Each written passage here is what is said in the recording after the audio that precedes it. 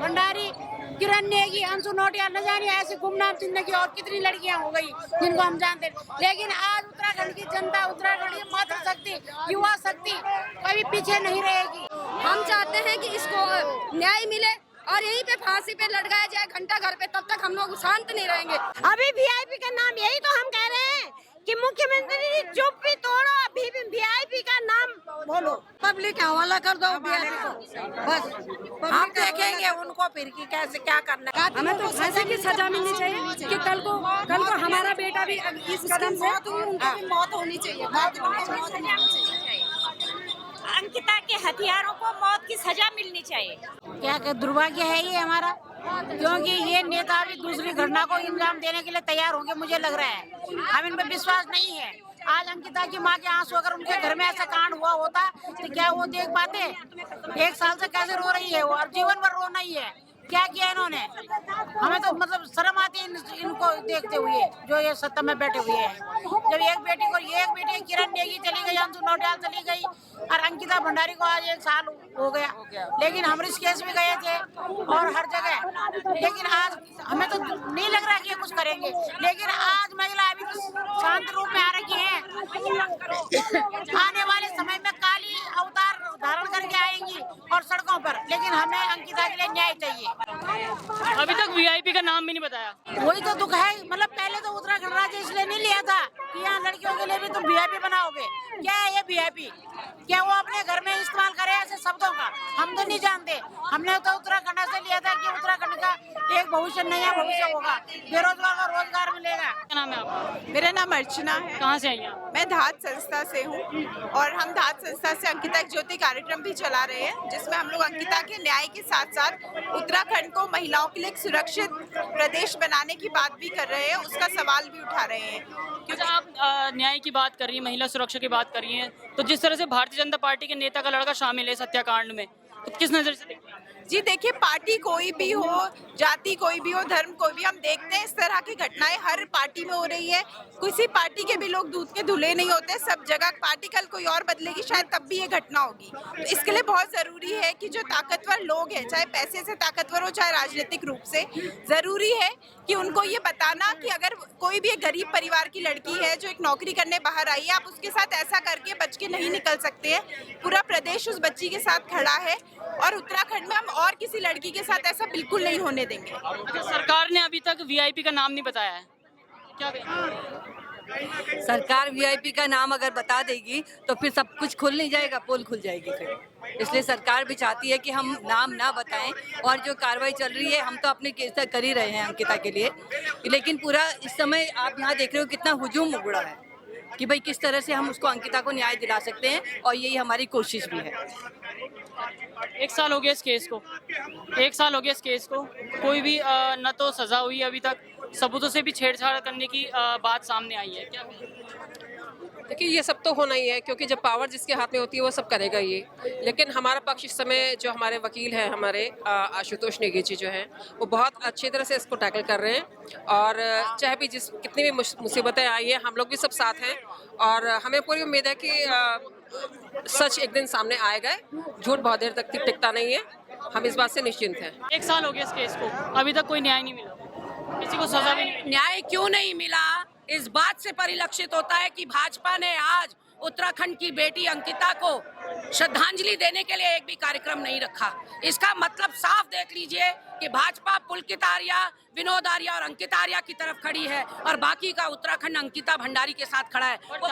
धामी जी ने तो कहा है कि एक मेडिकल कॉलेज का नाम अंकिता भंडारी के नाम। ये लीपापोती है, क्योंकि चुनाव आ रहे हैं, ये चुनावी पुलाव है जो परोसा जा रहा है। अगर नाम रखना था तो आज उसको मरे हुए 1 साल हो गया, पहले नाम क्यों नहीं रखा? उसके गांव तक सड़क क्यों नहीं गई? उसके भाई को सरकारी नौकरी क्यों नहीं दी? अगर मंशा थी तो बहुत कुछ किया जा सकता था। ना सीबीआई जांच कराओगे, ना एसआईटी का, ना फास्ट ट्रैक कोर्ट में केस को ले जाओगे, ना बुलडोजर मोटर चलाने वाले का नाम बताओगे, न उस पर कोई कार्रवाई करोगे, न 2 बार आग लगाने वाले का नाम बताओगे, न उसके पोस्टमार्टम में किसी महिला डॉक्टर को रखोगे, आनन फानन में उसकी चिता को आग दे दोगे, तो ये कहाँ का इंसाफ है? उत्तराखंड सब समझ रहा है। आपको अपने पदाधिकारी, अपने आरएसएस से के तार जिससे जुड़े हैं उस विनोद आर्या को बचाना है, उसके सुपुत्रों को बचाना है। देखिए, उत्तराखंड की इस बेटी ने उत्तराखंड की संस्कृति को बचाने के लिए जो अपनी शहादत दी है, मैं उसको नमन करती हूँ।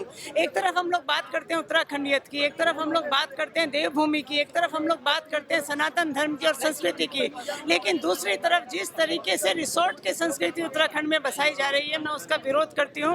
क्या धामी सरकार थाईलैंड की संस्कृति को उत्तराखंड में लाना चाहती है? क्या हमारी जो देवभूमि है, हमारी जो पाक साफ संस्कृति है, हमारे यहाँ जो महिलाओं की इज्जत वाली संस्कृति है, क्या उस संस्कृति को बदलकर आप थाईलैंड की घटिया संस्कृति उत्तराखंड में लाना चाहते हैं? धामी सरकार को इसका जवाब देना पड़ेगा। बेटा भंडारी का तो हम 1 साल से लड़ रहे हैं, जब से उसके साथ उसकी हत्या की गई तब से लड़ रहे हैं, और आज 1 साल हो गया, आज तक लड़ते आ रहे, पर अभी तक न्याय नहीं मिला अंकिता भंडारी को। वीआईपी लोगों का नाम क्यों नहीं उजागर हो रहा है? कौन से वीआईपी लोग ऐसे जिनका नाम उजागर करने में डर रही है सरकार? क्यों डर रही है? क्या कारण है? इसका मतलब सरकार की मिली भगत है ये। मैं ये कहूँगी सरकार की मिली भगत है, क्यों उन वीआईपी का नाम उजागर नहीं कर रहे? क्या कारण है इसमें? 1 साल हो गया इस केस को। हाँ, 1 साल हो गया, लेकिन कुछ नहीं हुआ। वीआईपी कौन है वो जो अभी तक उनका सबको नाम पता ही नहीं है, जनता को भी पता है, पर फिर भी सरकार को निकाल पता नहीं कौन रहे। VIP है। सरकार चुपचाप है, इसलिए ये तो पब्लिक हवाला कर दो बस। हम देखेंगे उनको फिर कि कैसे क्या करना है। सरकार को पता है कौन वीआईपी है, जनता को भी पता कौन वो वीआईपी है। हवाला कर दो, अपना आप करेंगे जो कुछ करेंगे। यही तो रोना है हमारा, बाकी क्या है? आज कैंडल मार्च के जरिए हम उनको दिखा रहे हैं कि इस तरह से एकता। आज आप विश्वास नहीं करोगे, हमारे चारों हिंदू, मुस्लिम, सिख, ईसाई भाई सब एक हैं, और जरूर अंकिता को न्याय मिलेगा। अच्छा, अभी वीआईपी का नाम भी नहीं बताया सकता। अभी वीआईपी का नाम, यही तो हम कह रहे हैं कि मुख्यमंत्री जी चुप भी तोड़ो, अभी भी वीआईपी का नाम बोलो। सुलोचना स्टवाल, कहाँ से आई आप? मैं यही देहरादून से हूँ। अच्छा, 1 साल हो गया इस केस को, अभी तक इसमें किसी को भी सजा नहीं मिली है, न ही वीआईपी का नाम सामने आया है, क्या कहेंगे? बहुत बड़ा दुर्भाग्य है, जिन माताओं ने ये राज्य लिया था उनकी बेटियों के साथ इतना बुरा हुआ है, इसके लिए हमें बहुत दिल से दुख है। और ये बेटी एक उनकी बेटी नहीं थी, सारे उत्तराखंड की बेटी है, गरीब की बच्ची थी, अपने अधिकार के, अपनी रोजी रोटी के लिए वहाँ पे जा रखी थी, लेकिन 1 महीने की भी सैलरी नहीं ले रखी थी। इसका यदि ये मठाधीश अपराधियों के अपराधी सरकार नहीं होती, अपराधी भ्रष्टाचारी सरकार नहीं होती, अपने लोगों को बचाने की कोशिश कर रहे हैं, पूरे सबूत पूरे प्रूफ के साथ सबूत हैं, लेकिन फिर भी उनको न्याय नहीं मिल रहा है। ये बड़ा दुर्भाग्य है। हम लोग 1 साल से लगातार इस बच्ची के न्याय की आवाज़ उठा रहे हैं, और तब भी सरकार के कानों में जूं नहीं रिंग रही। क्या इन नेताओं की बेटियां नहीं है? भगवान न करे किसी दुश्मन के साथ भी ऐसी स्थिति हो। बड़ा दुख हो रहा है आज इस चीज़ को याद करते हुए, लेकिन ये आंदोलन, ये बेटी हमेशा जिंदा रहेगी हमारे दिलों में, क्योंकि इसकी आवाज़ हम भूले नहीं है। 1 साल का जब तक न्याय नहीं मिलता हम आवाज़ उठाते रहेंगे, क्योंकि यदि ये बचाने की कोशिश, गरीब का बेटा होता किसी का, उसने इतना बड़ा अपराध किया होता, उसको अभी तक फांसी मिल जाती, लेकिन ये एक अपने ही भ्रष्टाचारी नेता का बेटा है, इसलिए उसको बचाने की सरकार पूरा कोशिश कर रही है, भ्रमित कर रही है जनता को। किसी तरह से निर्दयी सरकार है, इनको कोई दया नहीं है।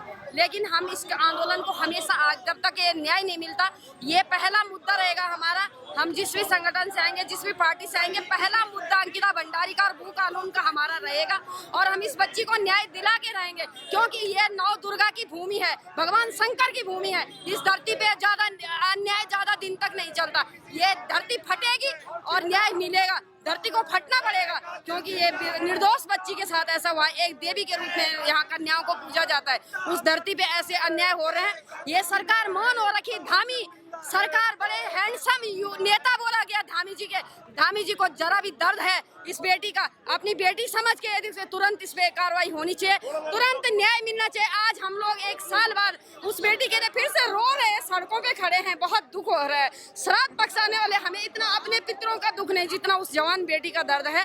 धामी सरकार को जरा भी एक बेटी का दर्द समझते हैं, महिलाओं का सम्मान करते हैं। जिन महिलाओं की बदौलत आज सत्ता में बैठे हैं, उन महिलाओं की बेटी है वो, कोई बाहर की बेटी नहीं नहीं, हमारे उत्तराखंड की बेटी है। उस बेटी को न्याय मिलाने के लिए धामी जी को इस्तीफा भी देना पड़े, इस्तीफा भी देना चाहिए अपने पद से, लेकिन इस बच्ची को अपने कार्यकाल के दौरान न्याय दिला के जाना चाहिए इस कार्यकाल से धामी जी को। नहीं तो धामी जी को 2026-27 में पता लग जाएगा कि क्या है। जहाँ महिलाओं का सम्मान नहीं होता, जिस धरती पे महिलाओं की पूजा नहीं होती, वो धरती तो अपराधी धरती हो। उस धरती में सिर्फ पाप बढ़ते हैं, अत्याचार बढ़ते हैं, दानव बढ़ते हैं। इसलिए हम चाहते हैं कि धामी जी तुरंत अपने कार्यकाल के दौरान इस बच्ची को तुरंत न्याय दिला दे, नहीं तो आपको इस्तीफा देना चाहिए। इस्तीफा दे दो तुरंत, तब भी हमें 1% शांति, इस बच्ची की आत्मा को शांति और हम जनता की आत्मा को भी शांति तभी मिलेगी जब उस बच्ची के हत्यारों को इसी घंटा घर पे फांसी पे लटकाया जाएगा। क्योंकि यदि फांसी पे नहीं लटकाया जाए तो कल हमारे बच्चे भी ऐसा गुनाह कर देंगे।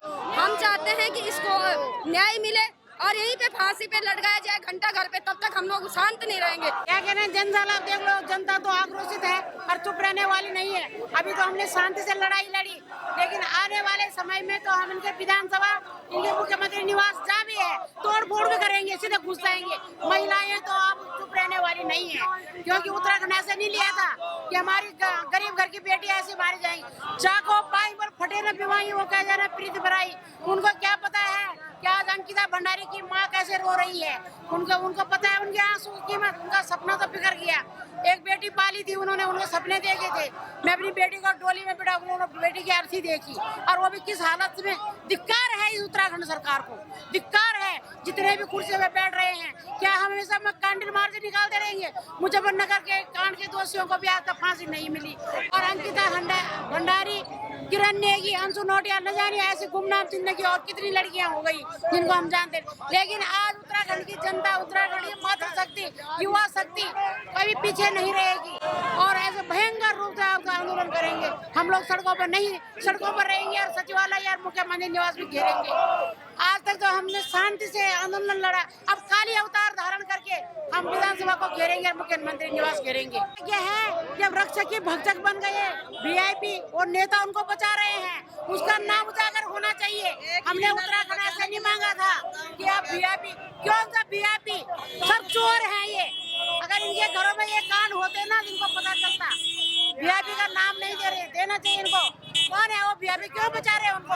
आ रहे इधर उधर से सब उनको वीआईपी, किस बात का वीआईपी? हमारी बेटियां इसलिए वो बाहर नहीं जाएंगी क्या? हमारा उत्तराखंड का युवा ऐसे ही रहेगा, युवा बेरोजगार और लड़कियां। क्यों? हमने उत्तराखंड ऐसे नहीं मांगा था, हमने बेरोजगारों के युवाओं के लिए रोजगार मांगा था, और अपने उत्तराखंड का गांव का विकास मांगा था। आज गांव की लड़की को और इस केस में इन्होंने इस तरह से इनकी हत्या कर दी।